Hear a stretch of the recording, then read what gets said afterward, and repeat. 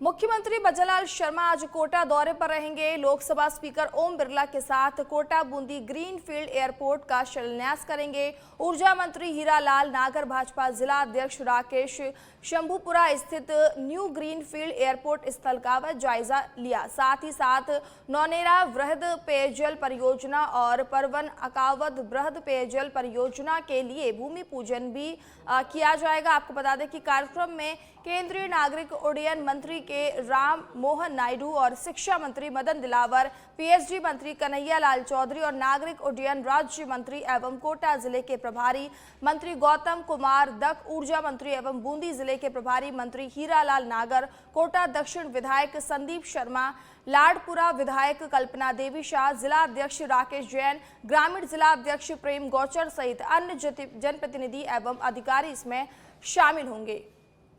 तो आज कोटा दौरे को लेकर जो है तैयारियां पूरी कर ली गई हैं और मुख्यमंत्री भजनलाल शर्मा आज कोटा दौरे पर रहेंगे। इस दौरान तमाम बड़े जो मंत्री हैं वो भी यहां पर मौजूद रहेंगे। लोकसभा स्पीकर ओम बिरला भी इस कार्यक्रम में जो है मौजूद रहेंगे।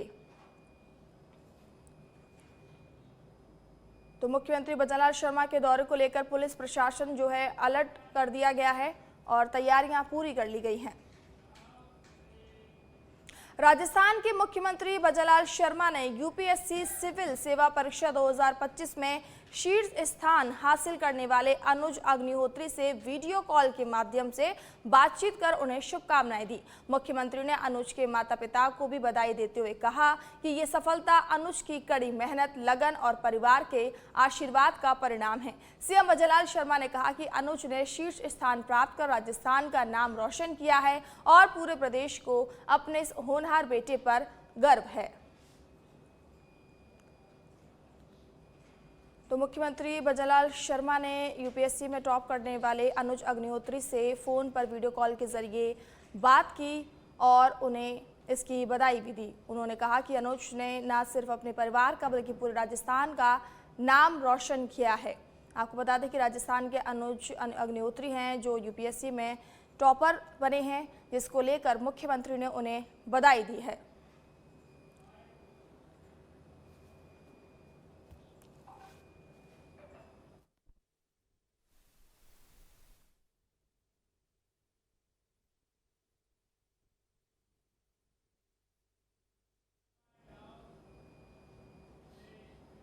उत्तराखंड से खबर है जहां केंद्रीय गृह मंत्री अमित शाह आज रहेंगे उत्तराखंड के दौरे पर। केंद्रीय गृह मंत्री अमित शाह आज हरिद्वार में रहेंगे। अमित शाह हरिद्वार में आयोजित कार्यक्रम जन जन की सरकार 4 साल बेमिसाल कार्यक्रम में शामिल होंगे। तो आपको बता दें कि आज केंद्रीय गृह मंत्री अमित शाह जो हैं उत्तराखंड के दौरे पर रहेंगे। उत्तराखंड में वे हरिद्वार के दौरे पर रहेंगे जहां पर धामी सरकार के 4 साल बेमिसाल के कार्यक्रम में शामिल होंगे। आपको बता दें कि कार्यक्रम जन जन की सरकार के कार्यक्रम में वो शामिल होंगे। धामी सरकार को 4 साल पूरे हो चुके हैं। इसके तहत जो है कार्यक्रम आयोजित किया जाएगा जिसमें आज अमित शाह जो है शिरकत करेंगे। तो आज उत्तराखंड के दौरे पर रहेंगे अमित शाह, जिसको लेकर चाक चौबंद व्यवस्थाएं कर दी गई हैं। पुलिस प्रशासन भी अलर्ट मोड पर है। तो केंद्रीय गृह मंत्री अमित शाह आज हरिद्वार में रहेंगे जहां पर उत्तराखंड सरकार के 4 साल बेमिसाल जो कार्यक्रम है उसमें शामिल होंगे।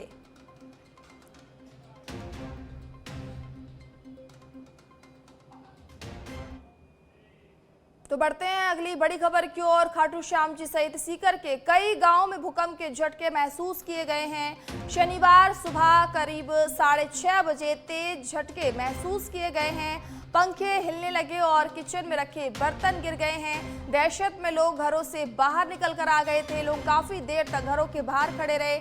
आपको बता दें कि खाटू श्याम जी में भी होटल और धर्मशालाओं में रुके लोग बाहर निकल आए थे। इस दौरान सीकर जिला हेडक्वार्टर से मिली जानकारी के अनुसार भूकंप की तीव्रता रिक्टर पैमाने पर 4.3 मापी गई है। जान माल का फिलहाल इसमें कोई भी नुकसान नहीं हुआ है। तो आपको बता दें कि आज खाटू श्याम सीकर में जो है भूकंप के झटके महसूस किए गए थे जिसकी तीव्रता 4.3 मापी गई है।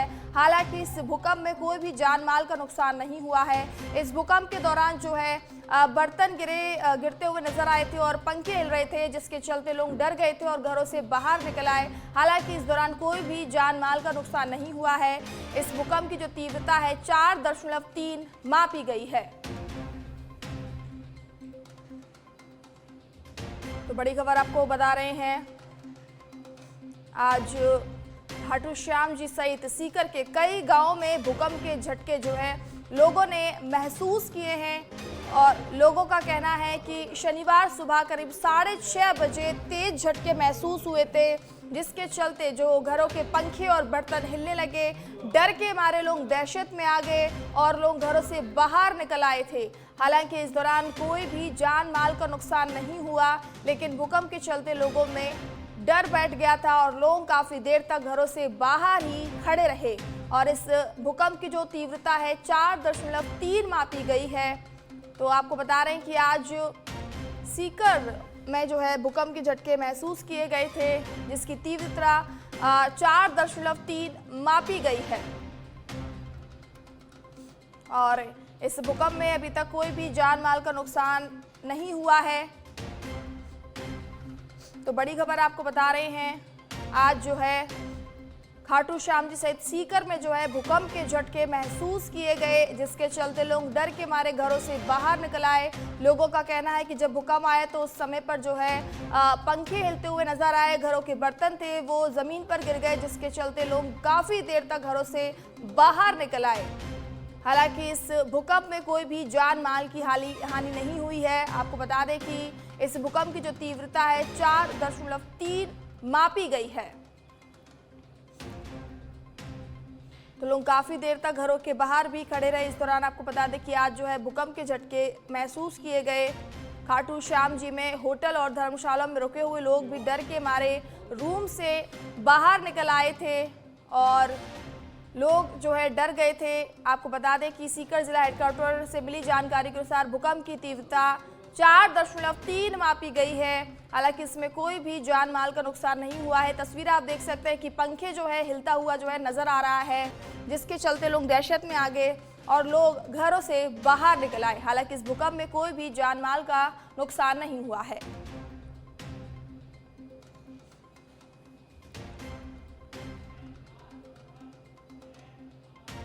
और इसी खबर पर ज्यादा जानकारी के लिए एनआर मनोहर जुड़ चुके हैं। मनोहर, आज जो है भूकंप के झटके महसूस किए गए हैं खाटू श्याम और सीकर में, क्या कुछ अपडेट है इस पर? हाँ जी, बता दूं ये खाटू श्याम जी के नजदीकी क्षेत्र जिसमें पलसाना है, कोचोर है, आपका दाता है, खाचरियावास जैसे गांव है, वहां सुबह 6:30 बजे भूकंप के झटके महसूस किए गए हैं। और ये कंपन के साथ ही लोग जो है अपने घरों से भी बाहर आ गए थे। और ये सीकर जिले के खाचरियावास सहित कई क्षेत्र है, वहां पर ये सुबह भूकंप के झटके थे। और ये होने के बाद में तमाम जो लोग हैं वो घर से बाहर आए। और विशेष तौर पर देखा जाए तो ऐसा कम रहा है कि खाटू श्याम जी सहित में ऐसा कभी हुआ नहीं। और ये ऐसा होने के बाद में लोगों ने जब महसूस किया और उसके बाद में है वो अपने अपने स्तर पर है, तरह तरह की बातें रही है। और ये सुबह लगभग 6:30 बजे की घटना है। जी जी, बहुत बहुत धन्यवाद तमाम जानकारी देने के लिए एनआर।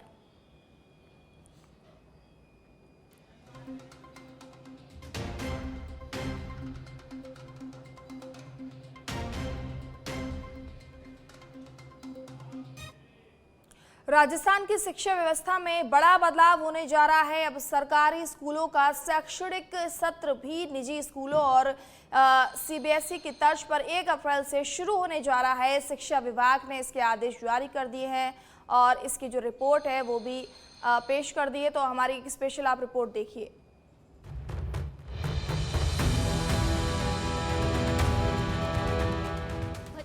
सरकार में पिछले 2 साल में शिक्षा महकमे में कई बदलाव किए गए। इसी कड़ी में अब एक बड़ा बदलाव और होने जा रहा है, जिसमें सरकारी स्कूलों को भी 1 अप्रैल से शुरू करने की कवायद है। अब तक सरकारी स्कूलों में नया सत्र 1 जुलाई से शुरू होता था, जबकि निजी स्कूलों में अप्रैल से पढ़ाई शुरू हो जाती थी। इस अंतर की वजह से सरकारी स्कूलों में नामांकन लगातार घट रहा था। सरकार का मानना है कि इस बदलाव से सरकारी और निजी स्कूलों के सत्र में समानता आएगी। छात्रों को प्रतियोगी परीक्षाओं की तैयारी के लिए अधिक समय मिलेगा और सरकारी स्कूलों में दाखिले भी बढ़ेंगे। 1 जुलाई नहीं 1 अप्रैल से शुरू होंगे स्कूल। शिक्षा विभाग ने 10 साल बाद किया बदलाव। शिक्षा विभाग ने विभागीय स्तर पर की तैयारी पूरी। निजी स्कूलों की तर्ज पर अब चलेगी सरकारी स्कूल। नामांकन बढ़ाने के प्रयास में मानी जा रही है कवायद। गरीब बच्चों को भी लाभ मिलेगा और शिक्षा विभाग के स्कूलों में नामांकन भी बढ़ेगा, क्योंकि क्या है कि जो निजी विद्यालय हैं वो घर घर जाकर सब बच्चों को एडमिशन करवाते हैं और हम भी घर घर जाके कोशिश करते हैं, लेकिन हमारा देरी से होता है। तो हम भी उसी से में करवाएंगे तो हमारा नामांकन बढ़ेगा और गरीब बच्चे जो पैसे देकर नहीं पढ़ सकते हैं वो यहाँ आएंगे सरकारी विद्यालय में। कई बार उनको लगता है कि होगा कि नहीं होगा, वहाँ क्या होगा क्या नहीं होगा, या उनको कम पैसे लेंगे, ऐसा कर के एडमिशन ले लेते हैं। शिक्षा विभाग की क्या है तैयारी? 10वीं बोर्ड का रिजल्ट 20 मार्च तक जारी करने की तैयारी। अप्रैल में ही स्टूडेंट्स को बुक्स उपलब्ध कराने की कवायद। ड्रेस के लिए डीबीटी के माध्यम से अप्रैल में पैसा ट्रांसफर होगा। शिक्षकों को विभाग ने दे दिए हैं निर्देश। दरअसल अब तक सरकारी स्कूलों में पढ़ाई जुलाई से शुरू होती थी, जबकि निजी स्कूलों में अप्रैल से ही नया सत्र शुरू हो जाता था। इस अंतर के कारण कई अभिभावक अपने बच्चों का दाखिला सरकारी स्कूलों के बजाय निजी स्कूलों में करवा देते थे। शिक्षाविदों ने इस वजह को सरकारी स्कूलों में गिरते नामांकन का एक बड़ा कारण माना। इसी स्थिति को बदलने के लिए शिक्षा विभाग ने शिविरा पंचांग में संशोधन करते हुए नया सत्र अप्रैल से शुरू करने का फैसला किया। सरकार का दावा है कि इस बदलाव से सरकारी और निजी स्कूलों के सत्र में समानता आएगी और अभिभावकों का भरोसा भी सरकारी स्कूलों की ओर बढ़ेगा। साथ ही छात्रों को नीट और जेईई जैसी राष्ट्रीय स्तर की प्रतियोगी परीक्षाओं की तैयारी के लिए अधिक समय मिल सकेगा। साथ ही पाठ्यक्रम को समय पर पूरा करना भी संभव होगा। शिक्षक संगठनों ने उठाए बदलाव पर सवाल। पहले भी ये प्रयोग हुआ लेकिन सफल नहीं हुआ। शिक्षा विभाग को प्रयोगशाला नहीं बनाया जाए। 10 साल पहले शिक्षा विभाग ने इसमें किया था बदलाव। एक बार फिर बदलाव, महकमे में बदलाव की कोशिश। शिक्षा विभाग ने नए सत्र को 1 अप्रैल से शुरू करने की कवायद में परीक्षाएं फरवरी में शुरू की। साथ ही अब रिजल्ट भी मार्च अंत तक जारी करने के प्रयास हैं। इसके साथ ही अब स्कूल खुलने के बाद छात्रों को मिलने वाली पुस्तकों और यूनिफॉर्म की डीबीटी भी समय पर देने का लक्ष्य रखा गया है। सरकार का कहना है कि इस निर्णय से पहले समाज के बुद्धिजीवियों और शिक्षा विशेषज्ञों के साथ मंथन भी किया गया है ताकि बदलाव का सकारात्मक असर दिखाई दे। हालांकि इस फैसले को लेकर शिक्षक संगठनों ने चिंता भी जताई है। उनका कहना है कि शिक्षा व्यवस्था में बार बार प्रयोग करने से व्यवस्थाएं प्रभावित होती हैं। राजस्थान में 1 अप्रैल से शिक्षा सत्र शुरू करने की शिक्षा विभाग जो कवायद कर रहा है, ये राजस्थान की जैसी भौगोलिक स्थिति है उसके हिसाब से बिल्कुल ठीक नहीं है। पहले भी इस तरह के प्रयोग किए गए जो विफल हुए हैं। एक पहले अनुभव किया जा चुका है, पहले ये किया गया था, फिर इसको बदलना पड़ा। बार बार अनेक तरह के प्रयोग करके शिक्षा विभाग को जिस तरह से बर्बाद करने की सरकार कोशिश कर रही है, ये सरकार को बंद करना चाहिए। शैक्षिक सत्र नियमित करना सरकार की प्राथमिकता है। शैक्षिक सत्र विलंब से होता था तो हमारे बच्चों को जब प्रवेश भी विलंब से होगा, कोर्स भी विलंब से पूरा होता था। और कुछ बच्चे जो साइंस स्ट्रीम के हैं, प्रतियोगी परीक्षाओं की तैयारी करते थे, चाहे नीट है चाहे जेईई है, उसमें भी उनका जब कोर्स बाद में होता है, बोर्ड की परीक्षाएं विलंब से होती थी, तो उसमें बच्चे पिछड़ जाते थे। ऐसा बच्चे महसूस करते थे। हमारे शिक्षक भी ये महसूस करते हैं, विभाग भी ये बताते हैं। फिलहाल सरकार को उम्मीद है कि यह बदलाव सरकारी स्कूलों के लिए गेम चेंजर साबित होगा और सरकारी स्कूलों में नामांकन बढ़ाने के साथ शिक्षा व्यवस्था को अधिक प्रभावी बनाएगा।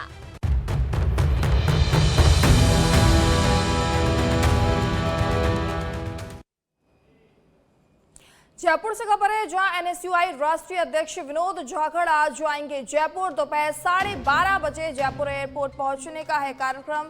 विनोद जाखड़ का जवाहर सर्किल पर किया जाएगा भव्य स्वागत। राष्ट्रीय सचिव रणवीर सिंघानिया के नेतृत्व में होगा स्वागत। इसके बाद university, JDS circle, Ambedkar circle पर जाने का है कार्यक्रम। राष्ट्रीय अध्यक्ष बनने के बाद जाखड़ पहली बार आ रहे हैं जयपुर, तो आज जयपुर पहुंचेंगे विनोद जाखड़।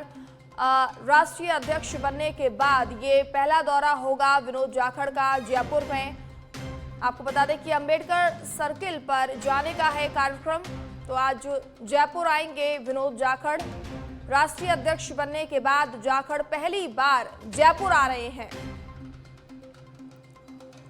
तो जयपुर से आपको खबर बता रहे हैं, आज जयपुर आएंगे विनोद जाखड़। एनएसयूआई राष्ट्रीय अध्यक्ष विनोद जाखड़ आज जयपुर आएंगे। अध्यक्ष बनने के बाद वो पहली बार जयपुर आएंगे। विनोद जाखड़ का जवाहर सर्किल पर किया जाएगा भव्य स्वागत। राष्ट्रीय सचिव रणवीर सिंघानिया के नेतृत्व में उनका स्वागत किया जाएगा। जयपुर से खबर आपको बता दें कि सशक्त युवा सशक्त राष्ट्रीय सम्मेलन आज पूर्व मुख्यमंत्री वसुंधरा राजे सिंधिया होंगी मुख्य अतिथि। आपको बता दें कि युवा शक्ति परिषद राजस्थान की ओर से इसका आयोजन किया जा रहा है। युवाओं में राष्ट्रीय निर्माण की भावना जगाने और उनकी शक्ति को जागृत करने के उद्देश्य से यह आयोजन हो रहा है। सुबह 11:15 बजे सत्य महल पैलेस में सिविल लाइंस में इसका आयोजन किया जाएगा। तो युवा शक्ति परिषद राजस्थान की ओर से इसका आयोजन किया जा रहा है। तो आपको बता रहे हैं कि आज जो है कार्यक्रम का आयोजन किया जा रहा है। युवा में राष्ट्र निर्माण की भावना जगाने के उद्देश्य से इस कार्यक्रम का आयोजन किया जा रहा है। उनकी शक्ति को जागृत करने के उद्देश्य से इस कार्यक्रम का आयोजन किया जा रहा है। सुबह 11:15 बजे सत्य महल पैलेस सिविल लाइंस में इसका आयोजन किया जाएगा।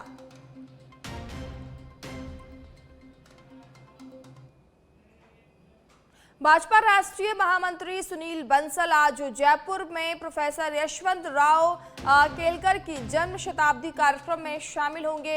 एबीवीपी की ओर से आयोजित हो रहे इस कार्यक्रम में विद्यार्थी परिषद के राष्ट्रीय संगठन मंत्री आशीष चौहान विशिष्ट अतिथि रहेंगे। आज शाम 5 बजे केंद्रीय संस्कृत विश्वविद्यालय सभागार में इसका आयोजन किया जाएगा। तो प्रोफेसर यशवंत राव के इसमें ये पहुंचने जा रहे हैं। आपको बता दें कि एबीवीपी की ओर से इस कार्यक्रम का आयोजन किया जा रहा है। विद्यार्थी परिषद के राष्ट्रीय संगठन मंत्री आशीष चौहान विशिष्ट अतिथि इस कार्यक्रम में होंगे। तो आज शाम 5 बजे केंद्रीय संस्कृत विश्वविद्यालय सभागार में ये कार्यक्रम आयोजित किया जाएगा।